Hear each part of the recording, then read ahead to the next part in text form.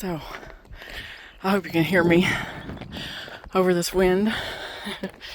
Here I am, climbing up Mt Arbel, very near the tippy top.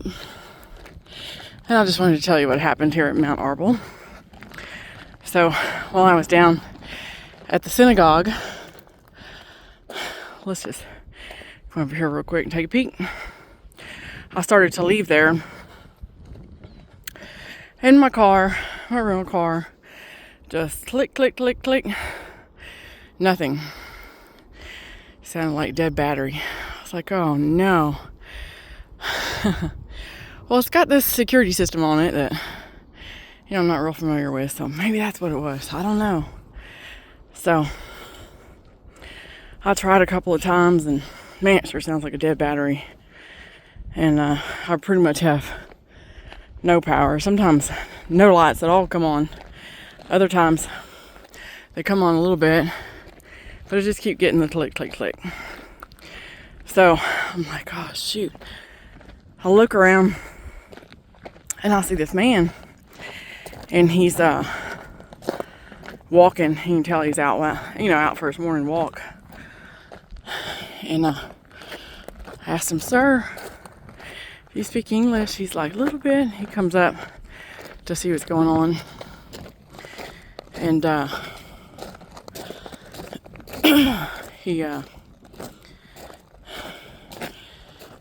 his name is V. I know that now. I tell him what's happening, and we have a little bit of language barrier, but we make it through.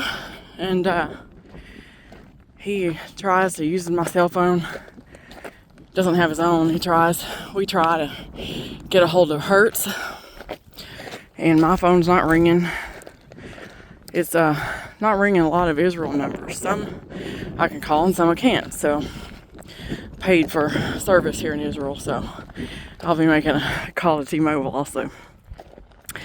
Anyway, so when we can't get through, he says, well, I will walk to my house and get a car and cables and come back. It's like, oh my gosh, thank you so much. So he said 15 minutes. Okay. And so he leaves, and I'm waiting, and I'm like, well, I'll go ahead and put the hood up. So I do. I go and put the hood up, and when I raise the hood, the car's like making a sound. It's making noise. I was like, well, what is that? I'm going to try to crank it again. And what do you know? This time it cranks right up. Man, just a minute later, he pulls up to jump in my car. Check it out.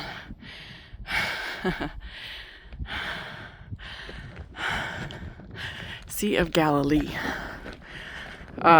He shows up to crank my car, with cables, and I'm like, it just cranked, it just started, so everything's good.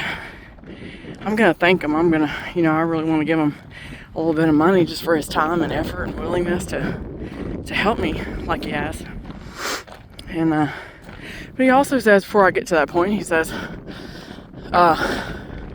since we don't know what happened, let's exchange WhatsApp, and if you have another problem, you can WhatsApp me, and my wife, who speaks excellent English and knows 7 languages, can help you get in touch with Hertz. And I was like, oh, that is so generous. Thank you so much.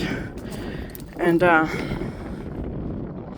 so we do that, and then I go to tell him I want to thank you, and I want to bless you with this money to say thank you. And he's like, oh, no, I didn't do it for the money. I said, no, I know you didn't, but this is my means to thank you. This is how I'd like to thank you.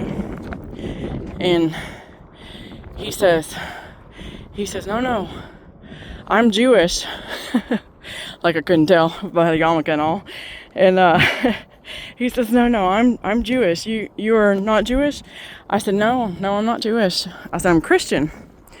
he said, he shook his head with a look on his face. What's that?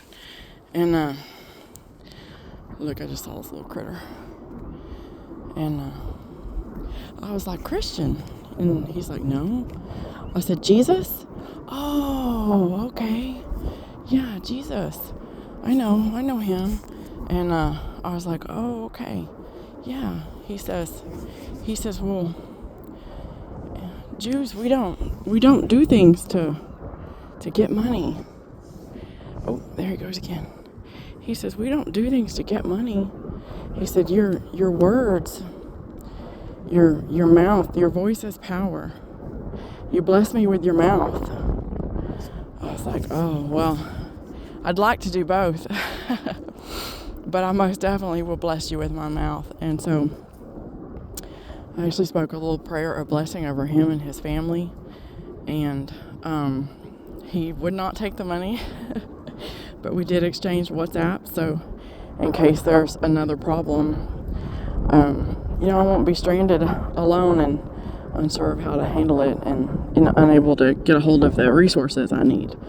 So they made themselves, he volunteered his wife, that's what he did, to be of assistance. And he was very kind and very happy to be able to help me. And so I was very grateful for that.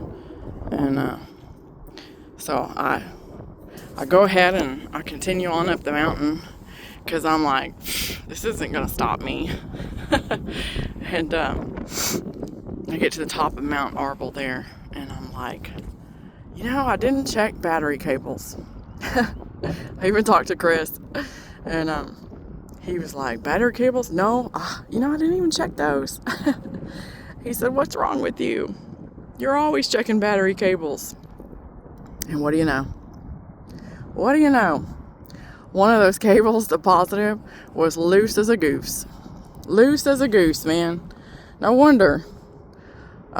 So there was a guy there in that parking lot that had some tools, and I was able to get it tightened up. So I believe I've solved the issue, and if I have another issue, I at least know what the issue is, and we can go from there. But what a blessing. What could have been, a really stressful, troublesome experience, being broke down in a foreign country in a place I don't know with hardly anybody present or around, and I can't reach the company that's supposed to be able to help me. And what do you know? It leads to this wonderful greeting and meeting of a person, and each of us being able to bless the other.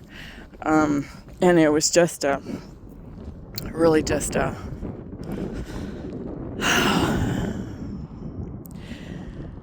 it was from God.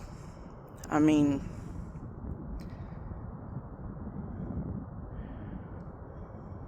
what else, right? Here in his land, he's gonna make himself known. He does make himself known. Reveals himself in the land around us and the people around us.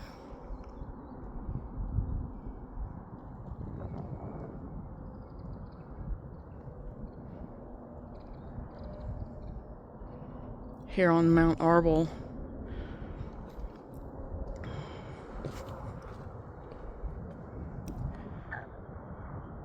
you can imagine Jesus sitting here, just him and God. He's gotten away from the people down below that always wanted from him, always asking, always needing to come here to talk to the Lord.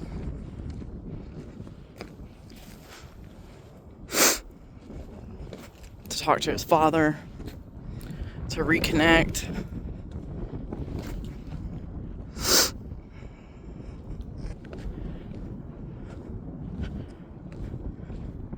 For the man to be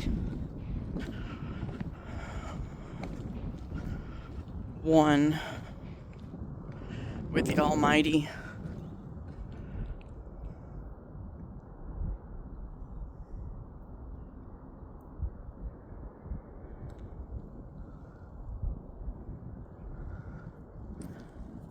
Look. Where they at? Oh, I can't hardly see. Where they at?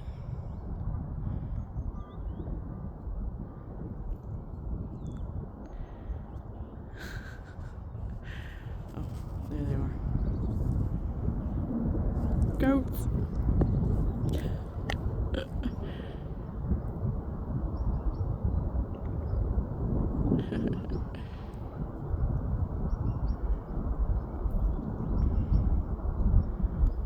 10, there's not all these houses and businesses down below, and the streets and the cars and the hustle and bustle.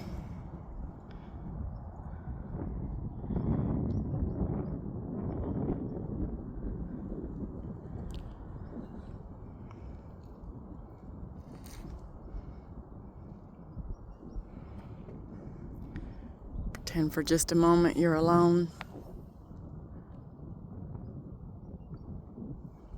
It's a beautiful thing.